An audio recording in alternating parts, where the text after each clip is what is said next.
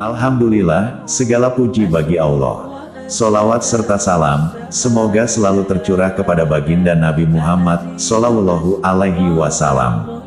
Pemirsa, pada video kali ini, akan dikisahkan tentang anak-anak Nabi Adam, Qabil dan Habil. Untuk itu, mari kita simak baik-baik. Selamat menyaksikan.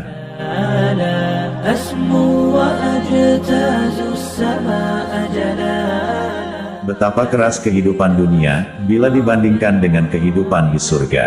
Begitulah kiranya kondisi Adam dan Hawa. Keduanya beraktivitas di alam yang sepi lagi luas ini. Berjuang keras tanpa ada orang lain yang membantu dan menolong. Allah kemudian menurunkan ajaran dan syariat kepada Adam.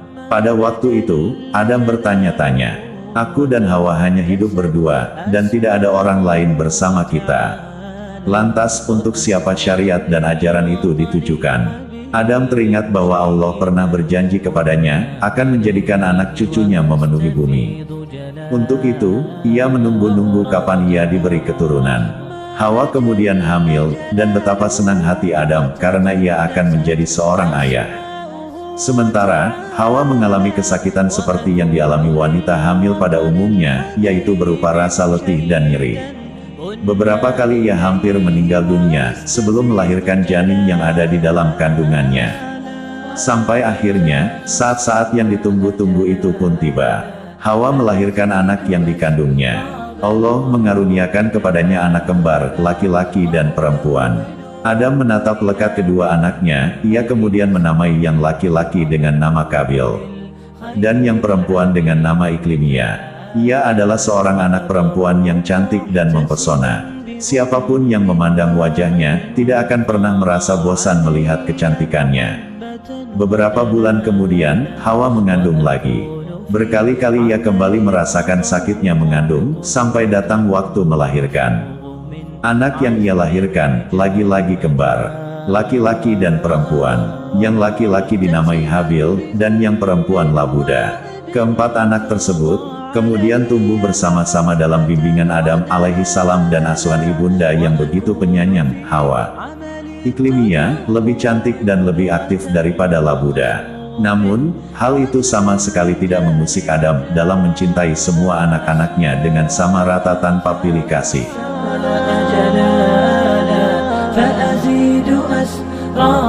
Setelah anak-anaknya tumbuh besar, mereka pun membantu Adam melaksanakan pekerjaannya. Qabil memilih bidang pertanian. Ia menggarap sawah, menanaminya dan merawatnya agar tanaman tumbuh dengan baik, supaya dapat dipanen, dan hasilnya untuk makan keluarga. Habil memilih bidang peternakan. Ia menggembala kambing dan hewan ternak lainnya, di padang rumput yang luas. Air susunya dapat mereka minum, dagingnya dapat mereka makan, dan bulu-bulunya dapat mereka jadikan sebagai perabot rumah tangga, pakaian, atau sebagai penutup. Iklimia dan Labuda, mereka berdua tinggal di rumah, membantu Hawa menyelesaikan tugas-tugas sebagai ibu rumah tangga. Suatu hari, saat senja mulai hilang di ufuk barat, seluruh anggota keluarga berkumpul di ruang makan. Semua orang mulai menyantap makanan masing-masing, kecuali Habil dan Qabil. Mereka justru sibuk mencuri-curi pandang ke arah si cantik Iklimia. Tatapan mereka yang mencuri-curi pandang akhirnya diketahui oleh Iklimia. Adam menyadari hal itu. Ia merasa Qabil dan Habil kini sudah dewasa dan pantas untuk menikah. Ia juga berkewajiban untuk menikahkan keduanya. Akan tetapi, karena di muka bumi ini tidak ada orang lain selain mereka, maka syariat dan ajaran agama Nabi Adam memperbolehkan menikahkan saudara laki-laki dengan saudara perempuannya sendiri. Dengan syarat menikahkan dengan saudari yang bukan kembarannya. Dengan begitu, berarti Qabil menikah dengan Labuda, saudari kembar Habil. Sedangkan Habil menikah dengan si cantik Iklimia, saudari kembar Qabil.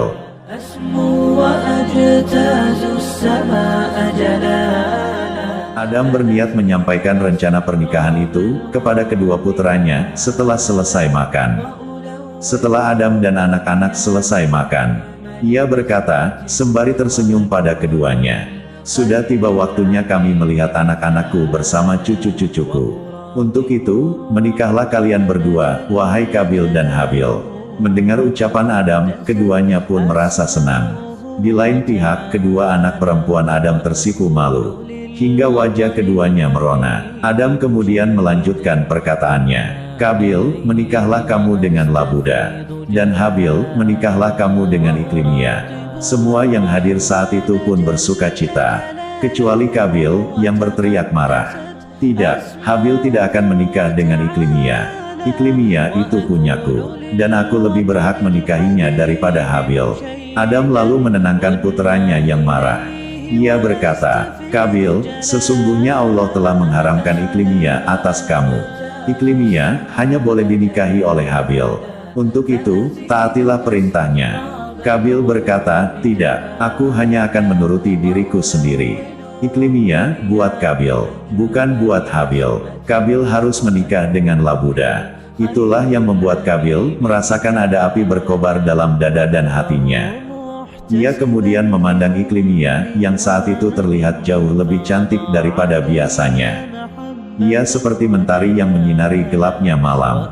Kabil sama sekali tidak sadar bahwa musuhnya lah yang telah menyalakan api itu dalam dada dan hatinya.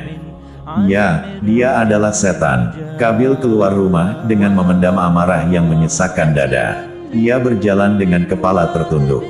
Langkahnya gontai tak tentu arah. Ia tidak tahu hendak pergi kemana. Dalam pikirannya, hanya ada Iklimia. Iklimia dan Iklimia. Setan melihat Kabil sebagai sasaran empuk. Ia menggodanya, dan menyusup ke dalam relung hatinya, seraya berbisik. Habil, Adam lebih mencintai dia daripada kamu. Ayahmu akan menikahkan Habil dengan si cantik Iklimia, dan menyisakan untukmu si jelek Labuda. Setan menambahi api permusuhan dan mengobarkannya. Ia kembali membisiki Kabil. Habil, penggembala yang tidak perlu susah payah untuk menyelesaikan pekerjaannya, berhasil mendapatkan Iklimia. Padahal kamu, wahai Kabil, seorang petani yang harus bangun pagi-pagi untuk merawat tanah, membajaknya, memanen tanamannya, mengupas dan memilihnya. Setelah semua yang telah kamu lakukan, kamu hanya dinikahkan dengan Labuda si jelek. Ini benar-benar tidak adil. Kabil lupa bahwa semua pekerjaan pasti melelahkan. Penggembala kambing juga lelah menggembalakan kambingnya. Sebab dialah yang harus menjaganya dari ancaman serigala, mengobati bila ada yang sakit, memberi makan dan minum, serta memeliharanya. Akan tetapi, bisikan nafsu sudah sedemikian kuat menguasai Kabil. Ia bahkan bersumpah, apapun yang terjadi, Iklimia harus menjadi miliknya.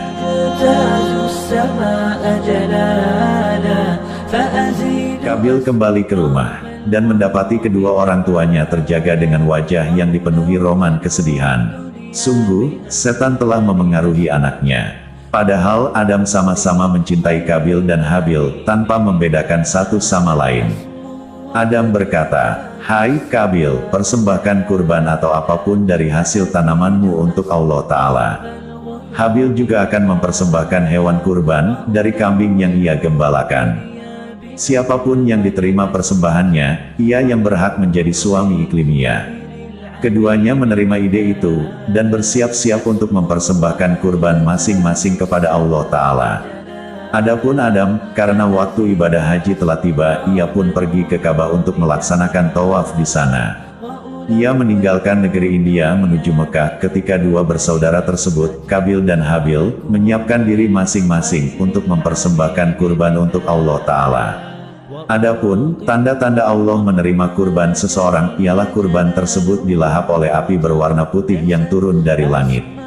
Namun, bila kurban tersebut tidak diterima, maka tandanya ialah kurban tersebut masih tetap utuh, tidak dilahap api, hingga akhirnya membusuk. Tidak ada seorang pun manusia, hewan, ataupun burung yang mendekatinya. Habil pergi ke kandang ternaknya. Ia memilih kambing yang paling gemuk, paling bagus, dan paling kuat untuk ia persembahkan kepada Allah Azza wa Jalla. Itu semua sebagai bukti kecintaannya kepada Allah. Barang siapa yang mencintai Allah, pasti ia akan mempersembahkan yang terbaik dari apa yang dimilikinya. Dan itu sudah dilakukan Habil. Lain halnya dengan Kabil, yang hanya mencintai diri sendiri. Ia pergi ke ladangnya, lalu memilih biji-bijian dan hasil panennya yang paling jelek untuk ia persembahkan kepada Robnya. Ia hanya mencintai diri sendiri. Maka, tidak mungkin ia memberikan kepada yang lain, selain harta yang paling jelek yang dimilikinya. Kabil dan Habil lantas meletakkan kurban masing-masing di atas puncak gunung, untuk kemudian menanti putusan Allah terhadap keduanya. Waktu pun terus berlalu. Habil yakin kurbannya pasti diterima oleh Allah. Sementara Kabil, ia hanya bisa menghibur diri sendiri dengan berdusta, bahwa dialah yang bakal keluar sebagai pemenangnya. Sebenarnya, sejak awal, hasilnya sudah bisa ditebak. Yaitu, Allah menerima persembahan Habil. Api berwarna putih turun menukik dari langit, bagaikan tombak yang mengetahui dengan pasti sasarannya. Api itu dengan cepat menyambar kurban Habil. Ia pun tersungkur sujud, sebagai ungkapan rasa syukur kepada Allah. Sementara kurban Kabil yang zalim, masih tetap ada. Dan Allah tidak berkenan menerimanya.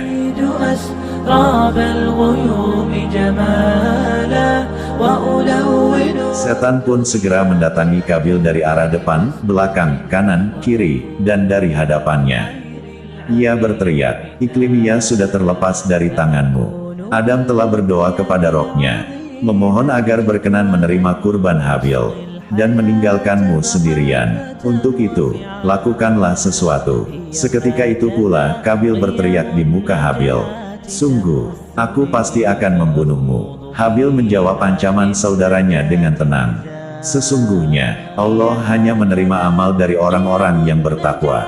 Sungguh, jika engkau, Kabil, menggerakkan tanganmu kepadaku untuk membunuhku, aku tidak akan menggerakkan tanganku kepadamu untuk membunuhmu. Aku takut kepada Allah, Rob seluruh alam. Sesungguhnya, aku ingin agar engkau kembali. Dengan membawa dosa membunuhku dan dosamu sendiri, maka engkau akan menjadi penghuni neraka. Dan itulah balasan bagi orang-orang yang zalim." Habil kemudian pergi. Kabil lebih kuat bila dibandingkan dengan Habil. Hanya saja, Habil tidak mau tunduk pada setan, dan tidak mau mendengar ajakannya. Sehingga ia tidak akan mau menyakiti saudaranya sendiri. Sekalipun yang menjadi taruhannya adalah umur dan nyawanya sendiri. Pikiran-pikiran jahat masuk ke kepala Kabil, seperti gelombang nan tinggi di tengah laut yang gelap gulita. Sudah tidak ada cara lagi. Karena Habil akan segera menikahi Iklimia. Kabil berjalan di muka bumi dalam keadaan bingung, hingga tanpa dirasa kedua kakinya telah membawanya sampai di rumah. Malam itu, ia tidak dapat tidur, dan menganggap bahwa langit dan bumi bersekongkol memusuhinya, dan berpihak pada Habil. Setan benar-benar telah merasuk dan mempermainkan pikirannya, tak ubahnya seorang anak kecil yang memainkan bola. Malam terus berlalu dan pagi pun menjelang. Sementara Kabil tetap pada pendiriannya. "Sungguh, aku pasti membunuhmu, wahai Habil."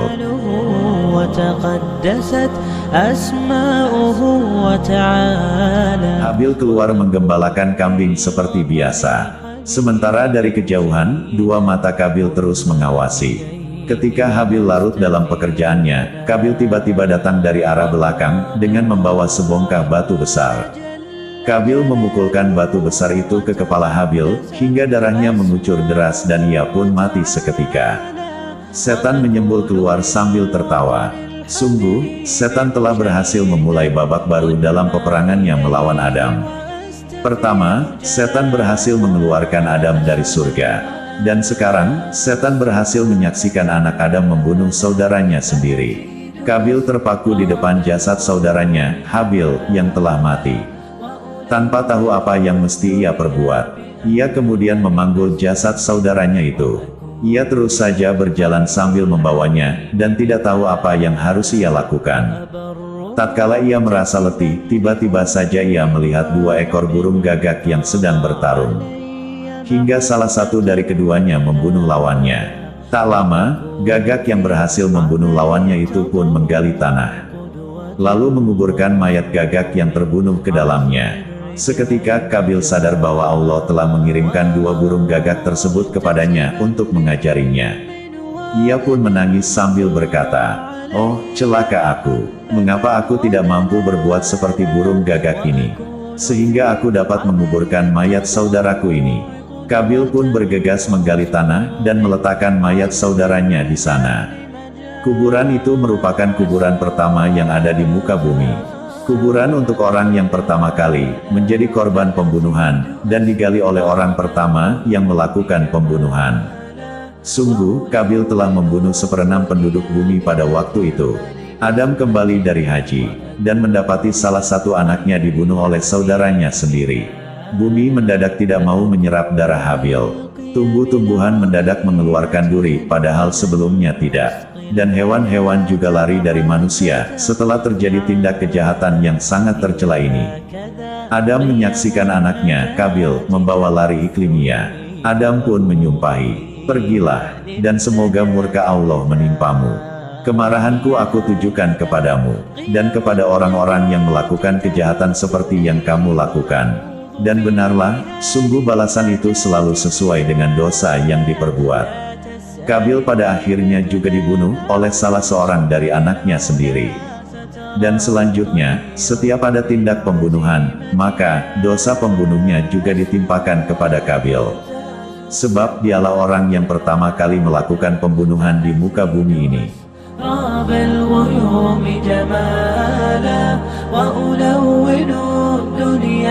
Demikianlah kisah dari Kabil dan Habil. Pelajaran yang dapat diambil dari kisah ini. Pertama, setan memusuhi manusia. Karenanya, kita tidak boleh taat kepadanya. Bahkan sebaliknya, kita harus menganggapnya sebagai musuh kita.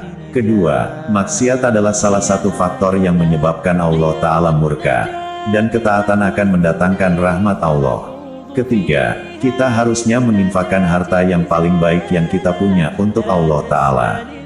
Keempat, kita harus menaati perintah Allah dan komitmen dengan syariatnya, serta tidak bermaksiat kepadanya. Semoga kita bisa mengamalkan pelajaran-pelajaran tersebut dalam kehidupan kita. Dan akhirnya, terima kasih sudah menyaksikan video ini.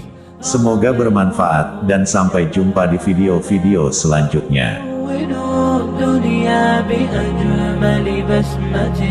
وأكون للخير العميم مثالا